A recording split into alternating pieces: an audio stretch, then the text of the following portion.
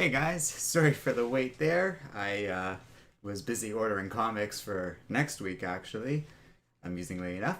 But hello and welcome to Comic Island. My name is Arden, and today we're reviewing Teen Titans number 44.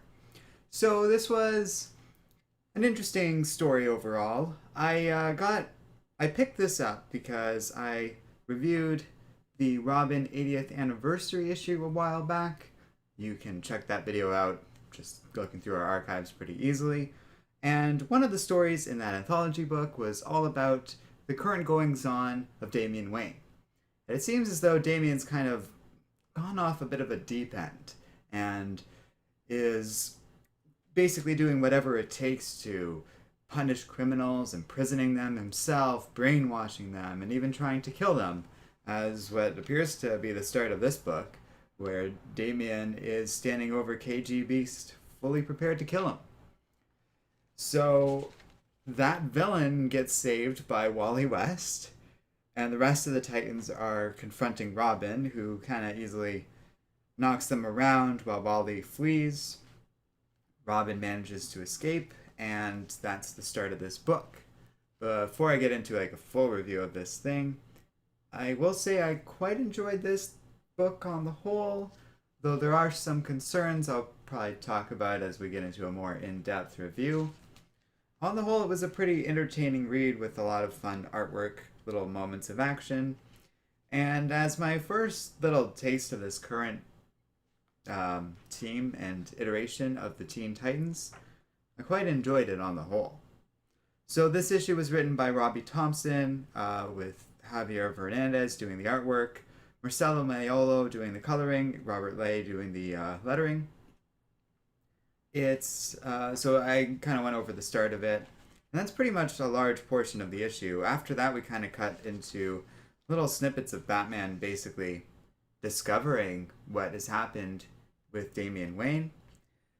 It's pretty interesting follow-up to that little story I had read in the Robin 80th anniversary issue, even though this is a different team of artists, which I was a little disappointed by because I really enjoyed that team on the Robin 80th book.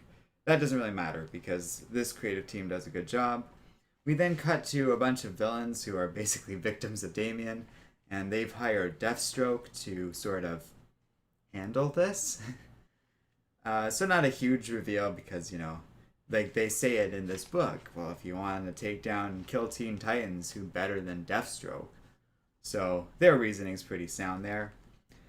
The Titans do manage to eventually track down Damien again, and while they're confronting him, this is the point where Batman basically catches up with the team. He really just appears in the last page of this book in full and just says like, well, I'm shutting this down, and the Teen Titans are finished. So that's pretty much the book, and it is very kind of short and simple, and it does do one of those things where Batman's very much on this cover, but really isn't a part of this book, and what's shown on the cover of this book with Batman confronting Damien along with the Teen Titans is really the ending of this issue, which I've talked about before on various reviews.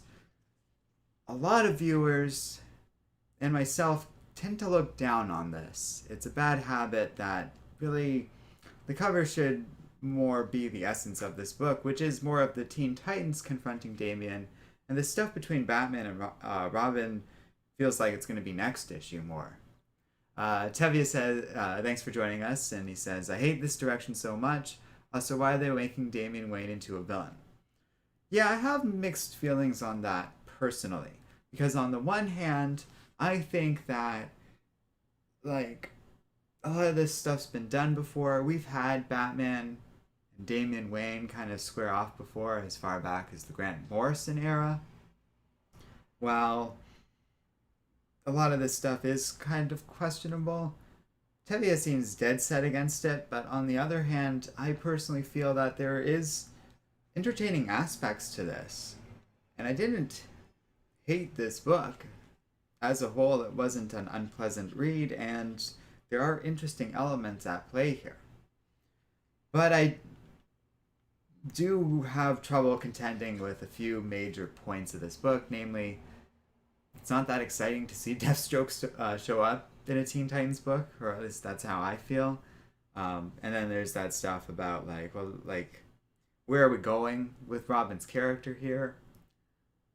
Um, Tevye is saying basically it takes all the development from the Tomasi Super Sons out the window. That's true. I did notice in one of the upcoming solicitations for this series that Superboy is going to show up. So that's very curious. I wonder if it's Damien having a bad reaction to losing his buddy. All that's unclear. I will say that this is my first real look at the Teen Titans of this era, like I said. And I don't hate this team.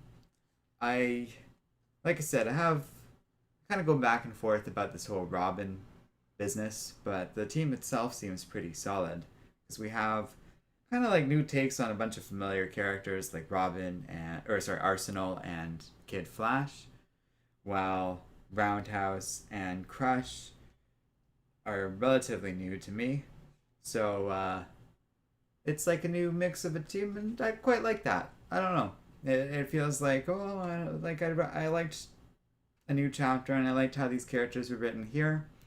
It felt fairly interesting as a potential team, but the issue itself seems a little odd. Like I kind of want to go back and look at some of these Teen Titans books and get a sense of why this is happening with Damien, because personally I'm not entirely sure about that at this moment, and some clarification on the matter would be nice.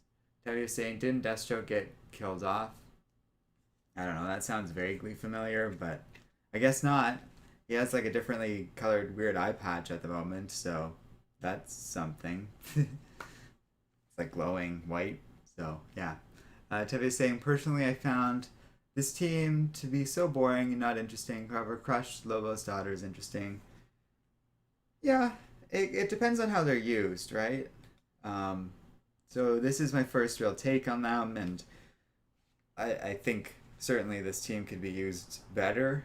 If that's how it's been historically, then that is a shame. So if you can tell, I kind of have mixed feelings on this one, and I do want to kind of put out a buyer beware sort of thing. Like, if I feel like DC put Batman on the cover because they know it'll uptick the sales slightly, and maybe they feel the need to do that at the moment. But I was interested. I bought this book because of what's going on in the story, and I was at least curious about it. The need to put on Batman feels kind of unnecessary given that they can do this going forward, and that Batman is going to be a story thing like in a future issue. Maybe I guess he's showing up here. And the scene where he figures out what's going on with Damien is pretty good because it's all just kind of shown in his facial expressions, but he's wearing his mask, so it's just really in the eyes. And I don't know. I liked it. I think the artists elevate this book a lot because yeah, Tevye is making some good points about the story, but the artwork really kind of sells me on the team and just like the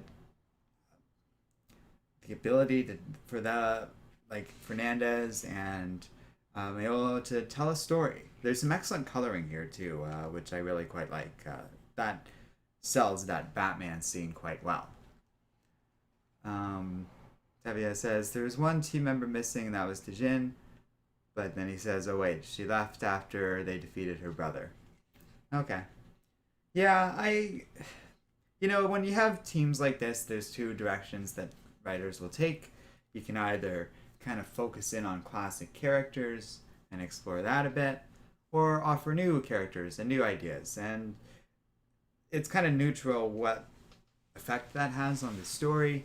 That can be good and lead to a great run, or it can, like if you're kind of focusing on new characters like this thing, or a lot of classic Teen Titans, Justice League, Avengers teams, or what have you, tend to go back to basics sometimes too. And I think what it really comes down to is whether or not the writer has a vision and stuff. And I'm not entirely convinced by this book that Robbie Thompson does, while the art team very much does. And that's an unfortunate discrepancy. We get that sometimes in books. It happens more in event-driven stuff, and this kind of feels more event-driven-y. So I don't think I recommend this. This is definitely one of the weaker DC books out of the batch that I got this week. Yeah, because pretty much everything else has been fairly strong. The Death Metal Anthology book was good. Justice League was pretty great on the whole. And I forget what else we've done so far. What was the other book? Batman, I guess? Yes, Batman. Was pretty strong too. So, I quite like that. But we still have one more DC book to talk about, and we're going to do that tomorrow. And that's Wonder Woman Dead Earth number 4. And I have a lot of feelings about this one. Like a lot of feelings. So stay tuned for that. We'll probably do that tomorrow around mid-afternoon Eastern time, depending on how my day's going or what have you. And in the meantime, I did bring up the Avengers at one point in this review for a reason, and I've been working on a little project with them. So Tevye was also saying, however, another thing I didn't like about this team is they had Damien and the rest of the team run a prison, which is terrible. Oh yeah, Damien's like definitely gone over a cliff. And like it's an interesting plot point. I do feel it is a little quantitatively different from Grant Morrison's stuff in terms of how Tevye was coming up, because the whole thing with him, like in Damien, was like him getting out of Talia's shadow, and now it's kind of a question about what kind of vigilante he could be, which felt a lot more of the issue at play in the Robin 80th one. This is sort of devolved into just a standard versus book, but the 80th one really showed a father and son relationship breaking down. And even if that's happened before, it can be done in a cool way. And we'll talk about your last point then, Tevye, tomorrow. Because, yeah, I was quite blown away by Dead Earth. We'll leave it at that. But stay tuned for that. Thanks for watching, guys, and we'll see you next time here on Comic Island.